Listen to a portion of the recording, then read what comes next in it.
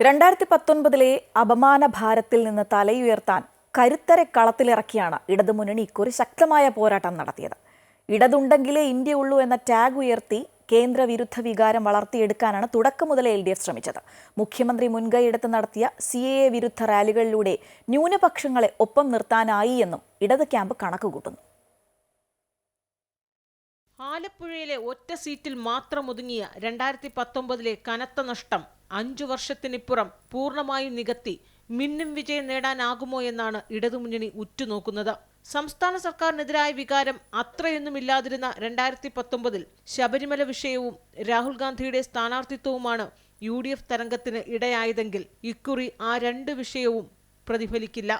എന്നാൽ സർക്കാർ വിരുദ്ധ വികാരം പല മേഖലകളിൽ പ്രതിഫലിക്കുന്നുമുണ്ട്. സാമ്പത്തിക പ്രതിസന്ധിയും ക്ഷേമ പെൻഷൻ കുടിശ്ശികയും ജീവനക്കാരുടെ ശമ്പളം വൈകിയതും സർക്കാർ വിരുദ്ധ വികാരം ഉയർത്തുന്നതാണ്.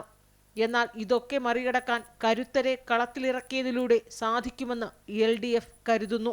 1 ലക്ഷത്തോളം കുടുംബയോഗമാണ് മുഴുവൻ മണ്ഡലങ്ങളിലുമായി ഇക്കാലയളവിൽ ഇടതുമുന്നണി നടത്തിയത്. കേന്ദ്രത്തിനെതിരായ വികാരം ഉയർത്തി ഇടതുണ്ടെങ്കിലേ ഇന്ത്യയുള്ളൂ എന്ന പ്രചാരണം താഴെത്തട്ടിലെത്തിക്കാൻ ഇതിലൂടെ കഴിഞ്ഞുവെന്ന് വിലയിരുത്തുന്നു. CAA വിരുദ്ധ റാലികൾ വിവിധ ജില്ലകളിൽ മുഖ്യമന്ത്രി മുൻകൈയെടുത്ത് നടത്തിയ ശേഷമാണ് തെരഞ്ഞെടുപ്പ് കൺവെൻഷനിലേക്ക് ഇറങ്ങിയത് തന്നെ. മറ്റു മുന്നണികൾ ദേശീയ തലത്തിൽ താരപ്രചാരകരെ ഇറക്കിയപ്പോൾ ഇടതുമുന്നണിയുടെ ഒരേയൊരു താരപ്രചാരകൻ മുഖ്യമന്ത്രി തന്നെയായിരുന്നു. ഓരോ മണ്ഡലത്തിലും 3 കൺവെൻഷനുകൾ വീതം 60 കൺവെൻഷനുകളാണ് മുഖ്യമന്ത്രിയുടെ നേതൃത്വത്തിൽ ഇടതുമുന്നണി നടത്തിയത്. ഓരോ ദിവസവും നടത്തിയ വാർത്താ സമ്മേളനങ്ങളും പ്രസ്താവനകളും വിമർശനങ്ങളും പ്രചാരണ വിഷയത്തിന്റെ ഗതി നിശ്ചയിച്ചു. എല്ലാ കൺവെൻഷനുകളിലും മുഖ്യമന്ത്രി ഏറ്റവും അധികം ഉയർത്തിയത് CAA തന്നെയായിരുന്നു.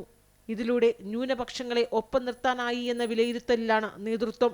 CAAയിൽ കോൺഗ്രസും UDFും ശക്തമായ നിലപാടെടുക്കാൻ പരാജയപ്പെട്ടപ്പോൾ ഇടതുമുന്നണിക്ക് മാത്രമേ കഴിഞ്ഞൂവെന്ന പ്രചാരണം ന്യൂനപക്ഷങ്ങൾക്കിടയിൽ വലിയ തോതിലാണ് ഇക്കാലയളവിൽ നടത്തിയത്.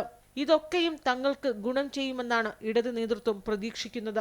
മണിപ്പൂരും പ്രധാനമന്ത്രിയുടെ രാജസ്ഥാൻ പ്രസംഗവും ഉൾപ്പെടെയുള്ള ദേശീയ വിഷയങ്ങൾ ന്യൂനപക്ഷങ്ങൾക്കിടയിൽ കേന്ദ്രവിരുദ്ധ വികാരമായി മാറുമ്പോൾ അത് UDFന് അനുകൂലമാകാതിരിക്കാനാണ് ഇടതുമുന്നണി അവസാനം വരെയും ശ്രദ്ധ ചെലുത്തിയത്. മുസ്ലിം ലീഗ് സമസ്ത ഭിന്നതകൾ അനുകൂലമായി മാറുമെന്ന് കണക്കുകൂട്ടുന്നതിനാൽ മലബാർ മേഖലയിൽ കുറഞ്ഞത് 3 സീറ്റുകൾ ഇടതുമുന്നണി ഉറപ്പിക്കുകയാണ്.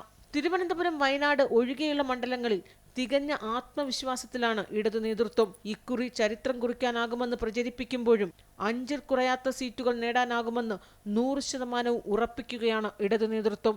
അമൃത ന്യൂസ്, തിരുവനന്തപുരം.